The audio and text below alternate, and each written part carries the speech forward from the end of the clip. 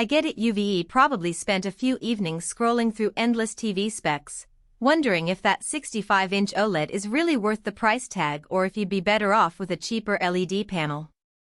The fear of splurging on a screen that looks great in the showroom but underdelivers in a bright living room is real, and it's what makes the buying decision feel like a gamble. Link is in the description if you want to check the product details on Amazon. So let's cut through the hype and see whether the LG 65-inch class OLED evo G5 actually lives up to the promise for people like you.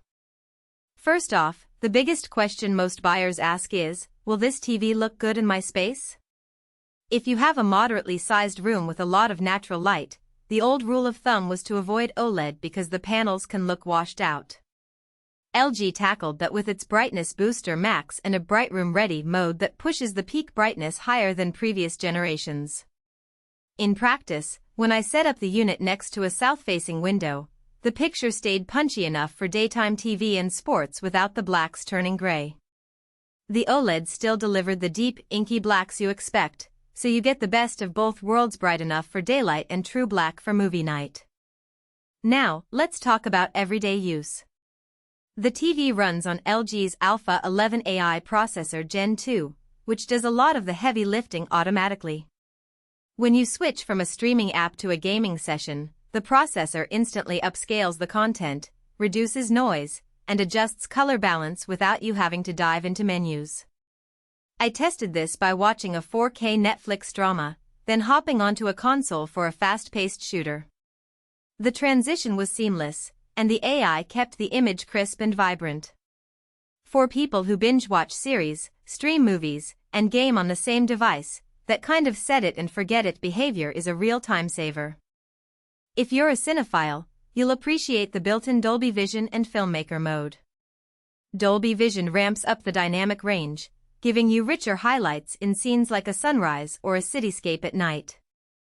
Filmmaker mode, on the other hand, respects the creator's original intent by turning off any aggressive motion smoothing or over-sharpening. The result is a picture that feels true to the director's vision, which is something you rarely get on budget panels that rely on aggressive post-processing. In a side-by-side test with a popular 4K LED TV, the LG's colors stayed more accurate in a dark room, and the HDR peaks felt more realistic. Gamers get a noticeable boost from the ultimate gaming feature set. The TV supports HDMI 2.1 with a 120Hz refresh rate, low input lag, and variable refresh rate, VRR. I plugged a next-gen console in and noticed virtually no lag. My reaction times felt unchanged compared to playing on a dedicated gaming monitor. The VRR kept the image stable during fast camera pans, eliminating the tearing you sometimes see on older TVs. If you're the type who spends a few hours a week in competitive titles, that responsiveness is worth the extra dollars. On the software side, LG's WebOS platform has matured into a fairly intuitive hub. It pulls in the most popular streaming apps, and the voice remote works well with both Alexa and Google Assistant. I found myself using the built-in Alexa for quick searches, play the latest episode of The Crown, without needing a separate smart speaker. The only hiccup was that the app library isn't as exhaustive as some competitor platforms. There were a couple of niche streaming services missing. If you rely on those, you might need an external device. So who should buy this OLED and who should walk away? If you're a movie lover, a serious gamer, or anyone who values accurate color and deep black for a home theater vibe, the LG G5 is a solid match.